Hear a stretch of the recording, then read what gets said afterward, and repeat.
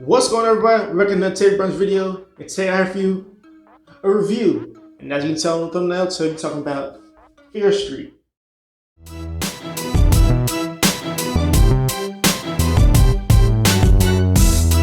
So if you're new to these videos, I kind of give a rundown on how this video will kind of flow. First, I kind of give you an overview of what the show overall, and where you can kind of find it, things like that. Then I'll go into my storyline. Then I'll go into my character development. I say every time, character development is almost more important than a storyline. And then we'll get to my rating.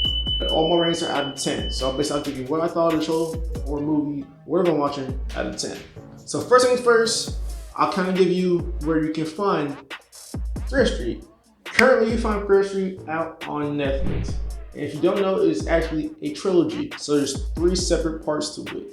And they're all separate movies. It's Fear Street 1994, Fear Street 1978, and Fear Street 1666, in that order. So you'll start with 94, and then you work your way all the way down to 1666. So basically what Fear Street is about is basically there's this town that is cursed by this weird spirit, and it comes back every so many years or so to come and like kill people and harvesting bodies in order to add to their collection of bodies that they've kind of created. It's basically what, for the most part, from my understanding, is what the show is about, or the movie is about.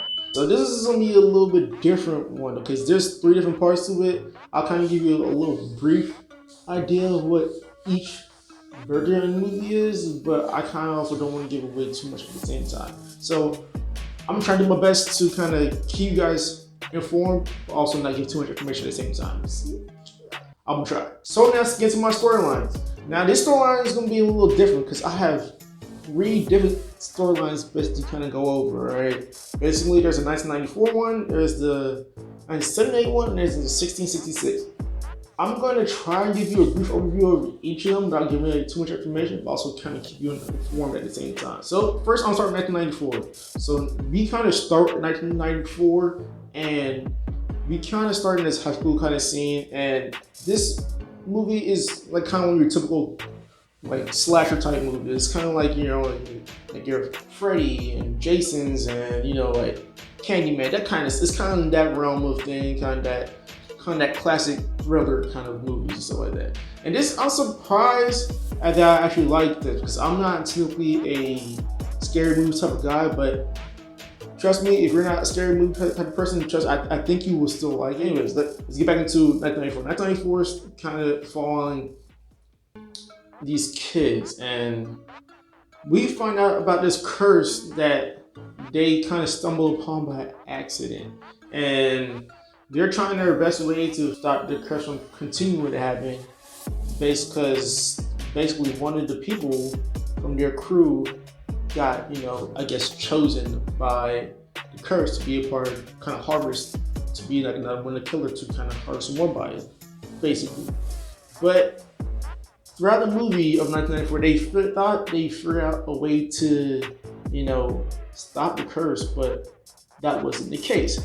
So that's kind of that's very, very brief understanding of what 1994 is. Trust me, it's a lot cooler than I'm making it sound, but I feel like I get too much. It's just gonna ruin it. Now that leads me into 1978. So 1978 is a flashback, obviously, from 1994, but it's also second part. So what 1978 is basically somebody who's kind of dealt with what people in 1994 are dealing with currently. And the reason why this is so important because it's kind of bridging the 2 gaps together. It's kind of like, what did this person do to survive that we need to do now in order to survive? So that's kind of what we're doing. So we kind of do a flashback, and we're kind of, this time we're in summer camp, basically. And kids are out there, you know, doing the little camp activities and, you know, doing canoeing and, you know, tennis and all the activities, all right?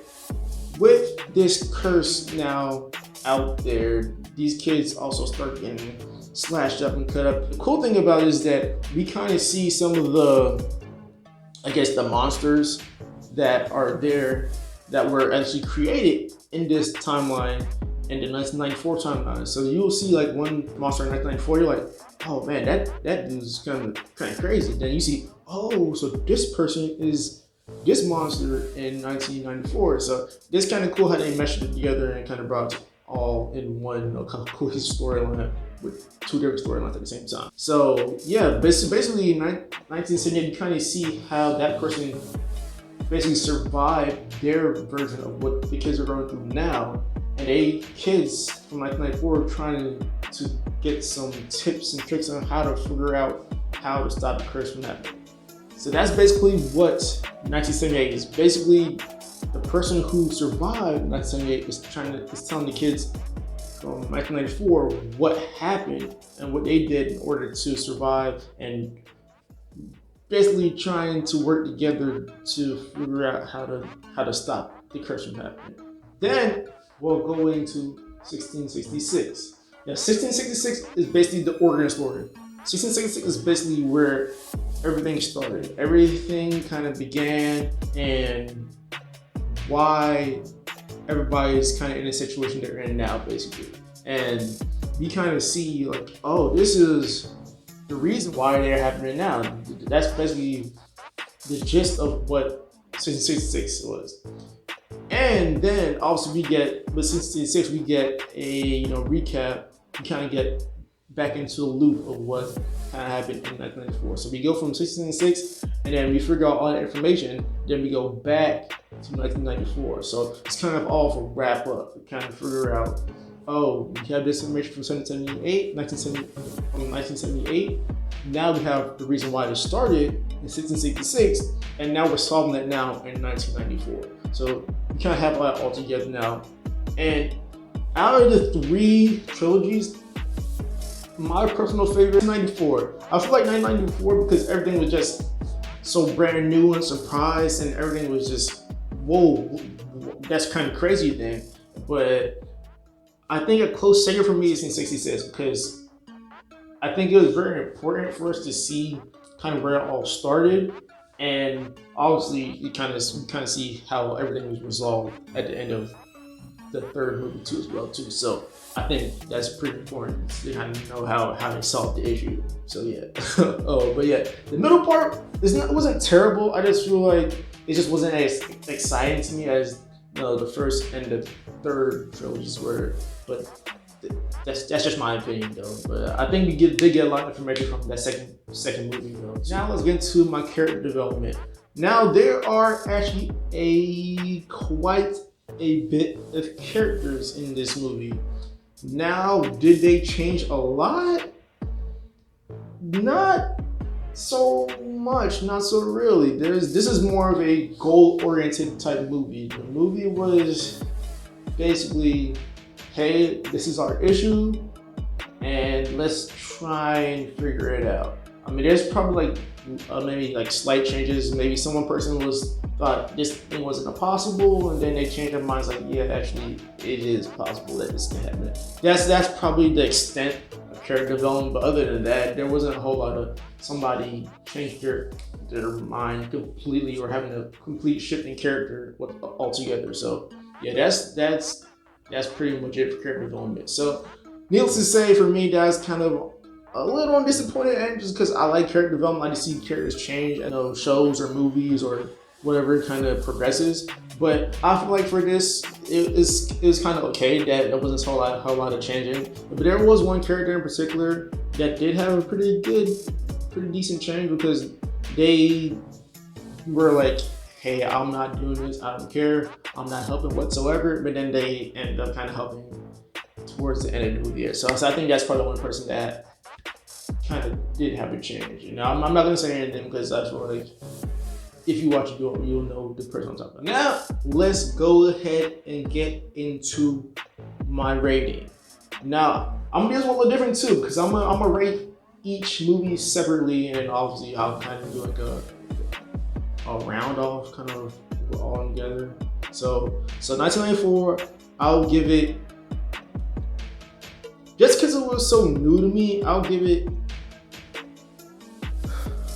a 7.5. I give it 7.5. I feel like it's that classic slasher thriller type movie. And who doesn't enjoy that? Even if you don't like scary movie, who doesn't enjoy that? Okay, I feel like they did a really good job of keeping suspense and keeping that action going and keeping us like kind of what's gonna happen next. I feel like that was very good. They did very good with that kind of stuff. And like I said, my big issue is just character development. There wasn't a whole lot of character development within just the movies in general, but that's my own personal thing. Then I'll go into 1978. The rating I would give 1978 is maybe a 6.8. I'll give it 6.8. Now that I've seen it, it's kind of been done already. I kind of have like kind of have an idea of kind of what's gonna happen in my head. Now I'm like, all right, I expect certain things to happen, and they kind of do. So it's kind of not so much of a surprise as it was in the first one. So there's just that. And like I said, character development is minimal. And in 1666, aka also with the conclusion at 1994, I'm gonna give it a 7. Okay. So overall, I guess the overall rating is probably just a 7 as a whole. I definitely think it's watch worthy. I definitely think if you haven't seen it, you should give it a watch. I think that people who are kind of missing that thriller kind of slasher kind of vibe definitely enjoy this. Yeah, I think you would, or anybody would enjoy this. If you've seen it, what were your thoughts on it? Did you agree with my rating? Do you think it was too high, too low? Do you think I hit just right? Just let me know, because I'm really interested in what you guys have to say, because I actually did enjoy this. Like I said, I wish there was a little bit more character development, but yeah, I mean that's my opinion. So let me know what you guys think. But yeah, that's all I have for this video. I mean, it's kind of a jumble because there's so many different parts, and I didn't want to give it too much. But yeah, that's all I have for this video. If you enjoyed, make sure you like, share, and subscribe, all that good stuff. And I'll see you next one. Much love.